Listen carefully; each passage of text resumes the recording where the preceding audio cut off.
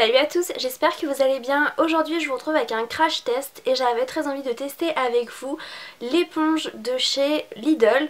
Donc elle se présente comme ceci, donc c'est en fait comme le Beauty Blender en fait. Je suis tombée dessus à Lidl, elle coûtait moins de 3 € et j'avais très envie de tester parce que j'étais à la recherche d'une autre éponge. Donc moi j'ai celle de chez Wheel Techniques qui est très bien, mais quand j'ai vu celle-ci et le prix, j'ai eu très envie de la tester. Donc j'espère que ça va vous plaire et je vous laisse sans plus tarder avec le test. Donc voilà à quoi ressemble l'éponge. Elle est rose et elle a la forme vraiment du Beauty Blender et je l'avais dans une petite boîte en plastique comme ceci. Donc au niveau du prix elle coûtait moins de 3 € mais je me rappelle plus précisément du prix. Déjà j'étais contente quand je l'ai déballée parce que elle est très molle, elle est pas du tout dure. Moi j'avais acheté une éponge à moins d'1 € sur Amazon et elle est arrivée extrêmement dure. Donc là déjà tout de suite je me doute que ça va être une bonne éponge. Ça a vraiment la même texture que mon éponge de chez Wheel Techniques parce que j'ai jamais testé la Beauty Blender. Donc là je vais aller l'humidifier et je vais appliquer mon fond de teint et je vais vous dire ce que j'en pense.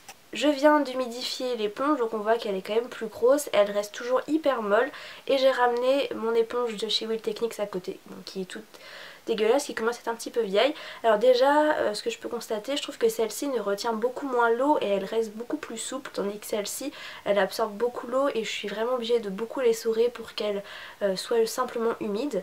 Donc on va voir, mais au niveau des textures ça ressemble vraiment. Celle-ci elle coûte aux alentours des 6-7 €, après ça dépend où est-ce que vous l'achetez. Donc un fond de teint, moi j'utilise celui-ci en ce moment. Donc c'est le One and Done de chez Urban Decay, je pense que vous le connaissez, j'avais très envie de tester et j'avais plus de fond de teint. Donc je l'ai en teinte claire et je vais directement, je pense, j'hésite à le mettre directement sur l'éponge. En fait je crois que quand on a une éponge toute propre on n'a pas du tout envie de la salir. Hop, hop. Moi je reviens toujours à en mettre au pire si jamais j'en ai pas mis assez. Donc c'est parti.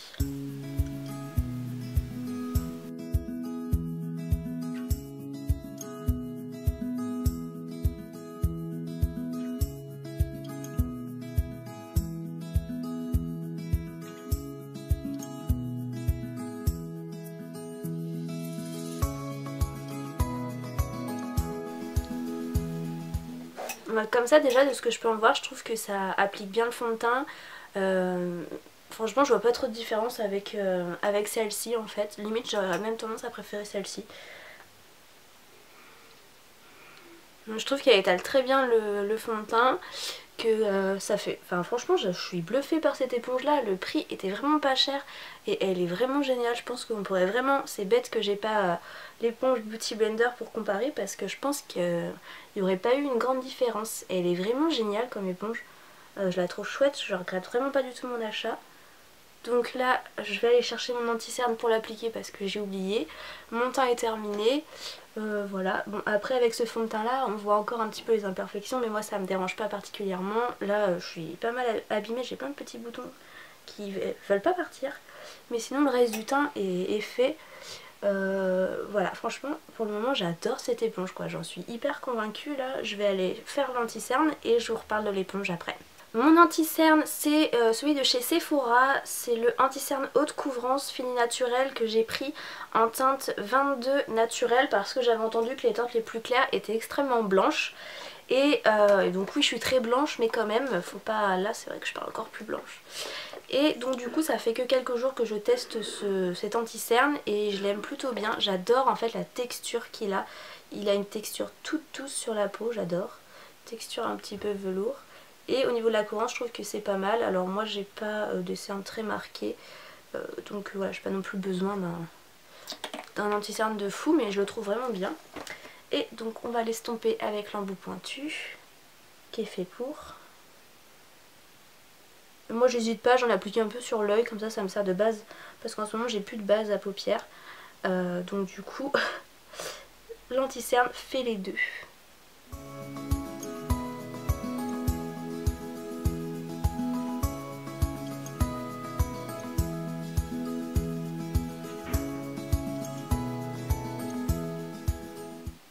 Je vous retrouve maquillée et coiffée pour vous faire le bilan de cette éponge. Donc franchement j'ai pas grand chose à dire mis à part que je vous la conseille à 100%.